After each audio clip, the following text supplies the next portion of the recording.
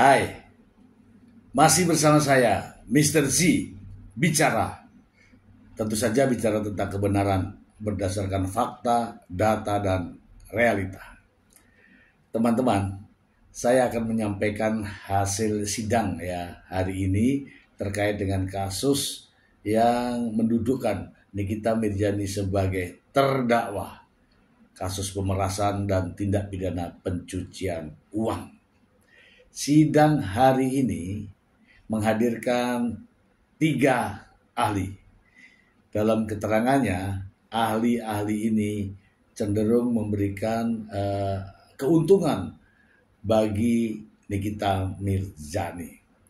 Ya, ada ahli bahasa, ada ahli hukum perdata, dan ada ahli hukum pidana. Teman-teman mungkin sudah menyaksikan ya, sempat terjadi juga kericuhan ya, biasa dinamika sidang. Dan ada juga gaya Nikita Mirzani ketika mendapatkan dukungan dari ahli. Ya, bahkan sikapnya seperti mungkin teman-teman sudah lihat ya. Itulah rasa bahagia mungkin ya, karena adanya support ya dari ahli. Supaya tidak menjadi fitnah teman-teman, saya akan bacakan informasinya untuk Anda.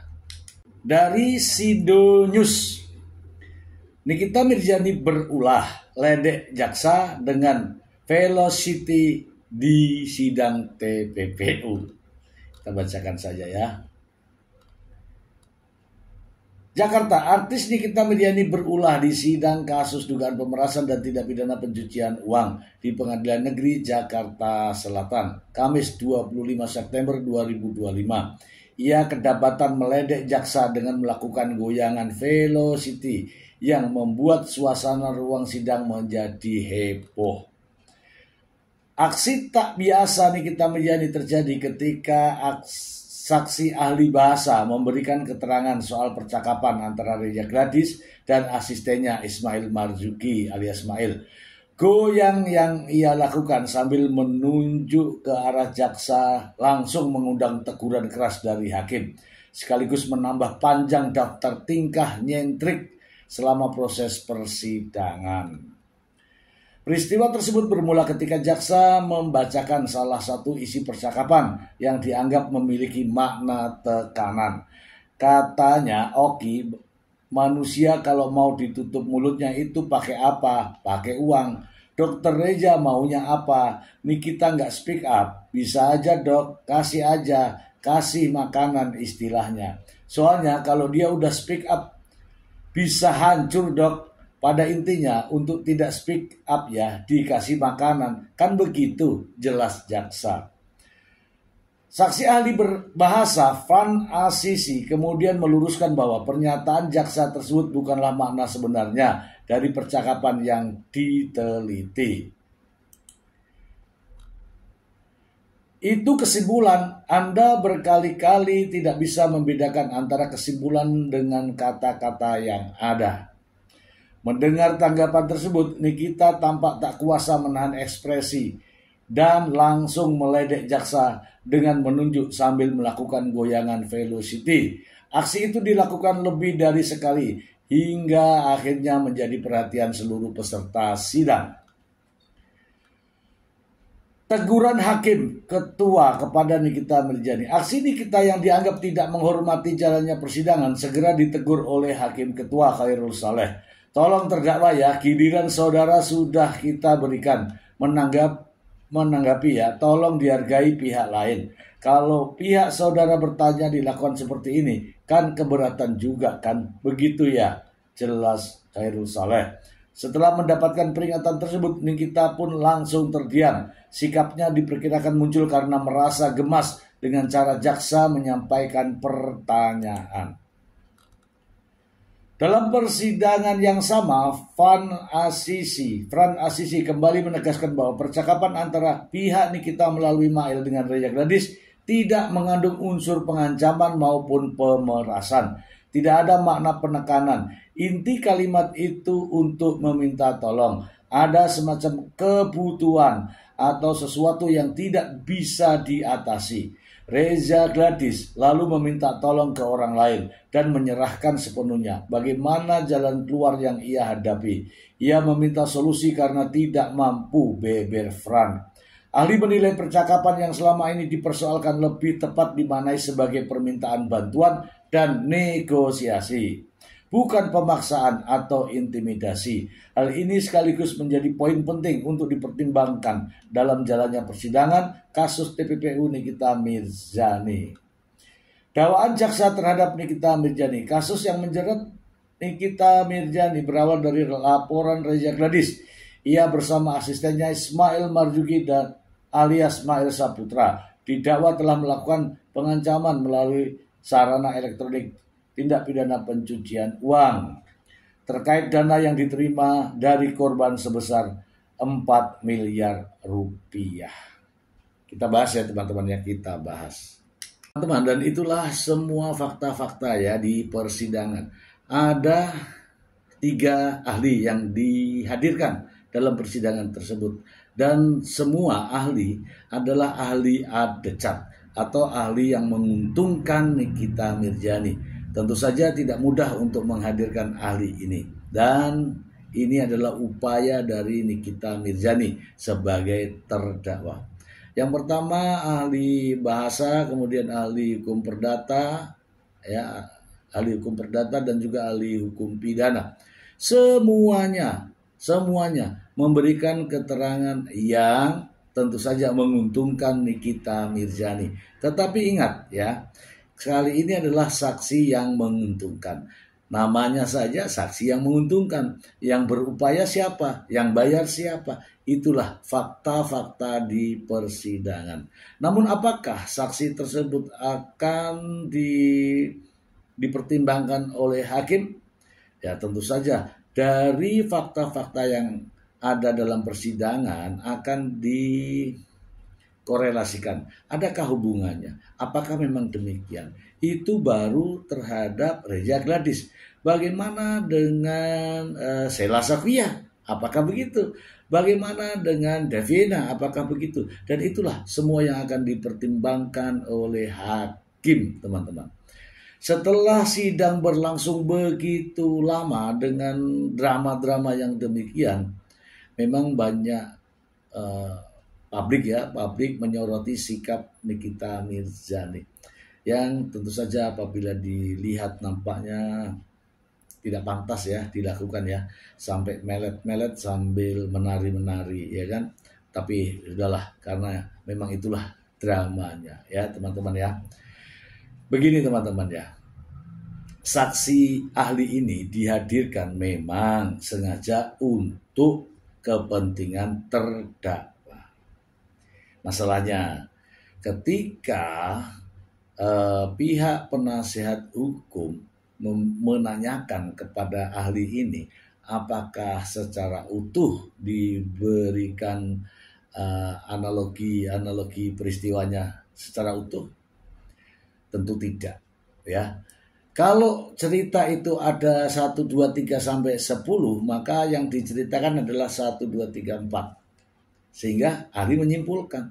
Kalau hanya 1, 2, 3, 4 disimpulkan, maka 4, 5, 6 dan seterusnya tidak masuk di simpulan. Kenapa? Karena peristiwanya nggak utuh. Nah, ketika peristiwanya utuh, maka ahli pastilah berpendapat lain. Ya, seperti yang disampaikan oleh jaksa penuntut umum ketika itu dikatakan sebagai kesepakatan. Kemudian ditanyakan apakah kesepakatan itu sah jika ada sesuatu yang, itulah faktanya ya teman-teman ya. Jadi memang saksi ini menguntungkan Nikita Mirzani.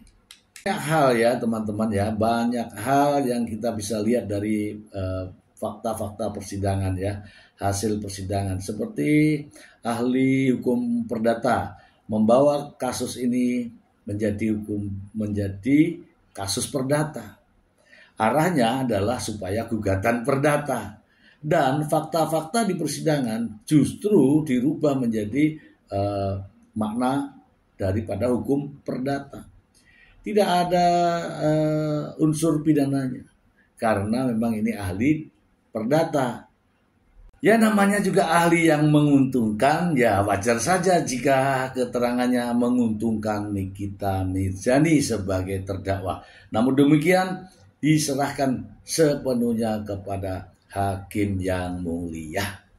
Itu saja dari saya. Semoga informasi ini bermanfaat untuk Anda. Terima kasih. Bye. Misalkan ada seseorang yang akan dijelek-jelekan di media sosial, misalkan ada orang dijelek-jelekan di media sosial, dan kemudian apabila dia tidak ingin menjelek-jelekan lagi, dia diminta sejumlah uang, gitu. Memang saat itu orang itu mau, karena orang tersebut keberatan yang mulia, karena saya tidak pernah mereview yang jelek-jelek yang tadi. Kan ilustrasi. Keberatan, saya tidak pernah mereview yang tadi yang jelek-jelek. Kapan saya mereview yang jelek? Tolong terdakwa kalau protes lewat saya ya, jangan teriak seperti itu ya. Pertanyaannya itu dulu. Jadi silahkan diteruskan, nanti ahli yang akan menjawab. Silahkan diteruskan penuntut umum.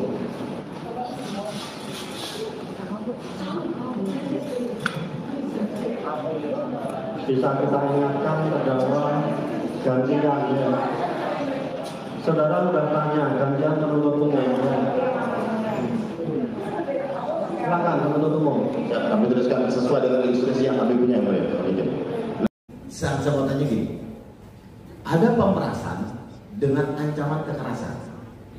Oke, saya mau tahu perbedaannya dengan pemerasan dengan ancaman pencemaran atau membuka rahasia. Nah, itu bisa berbeda kan, sama-sama pemerasan nih. Ini kita sama-sama nih, ininya judulnya pemerasan.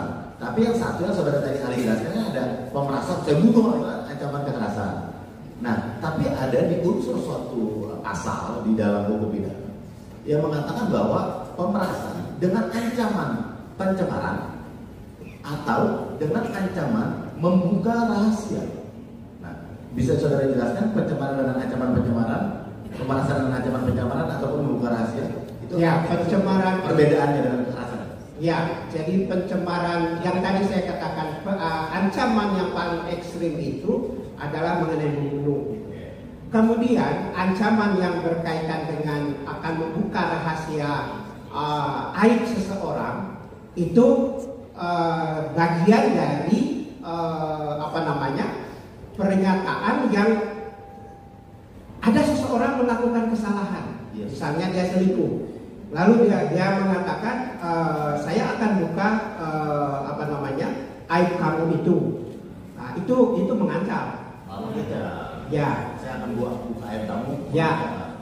Misalkan seorang dari kemarin ahli seorang pelacur, dia memang faktanya pelacur. Ya, betul. Terus, nah, saya akan ceritakan kepada dunia. Ini misalkan ini kepada orang-orang kalau kamu pelacur, kalau enggak kamu kasih saya duit apa? Menceritakan pemerasan. Oke, baik. Yang berkaitan dengan misalnya tentang aib seseorang sebagai pelacur misalnya.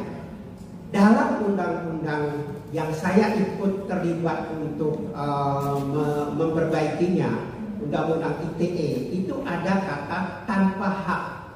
Jadi membuka aib orang itu harus ada hak. Misalnya polisi, jaksa, dia membuka dia oleh negara diberi hak untuk membuka itu. Tapi kalau seseorang tidak punya hak untuk membuka itu, maka itu dikenai sebagai pelanggaran. Pelanggaran ya. Berarti seseorang yang berbicara seperti itu harus memiliki hak. Ya. Kalau misalkan berarti tadi ya perbedaannya. Ya. Ancaman pencemaran ataupun membuka rahasia, walaupun itu fakta, tetapi itu bisa dirahasiakan. Tetapi dari tidak membuka rahasia tersebut dia mendapatkan sejumlah uang, bisa dikatakan pencemaran dengan ancaman pencemaran. Tidak berkaitan dengan uang. Tidak berkaitan dengan uang. Ya. Tapi tidak selalu maksudnya. Ya. Tidak selalu. Tapi dengan ancaman pembukaan rahasia yang saudara bilang tadi. Ya. Misalkan menjelekkan orang, rahasia dibongkar walaupun benar atau salah. Betul. Ya. Oke. Tolong terdakwa kalau protes lewat saya ya, jangan teriak seperti itu ya. Jadi silakan diteruskan, nanti ahli yang akan menjawab. Silakan diteruskan.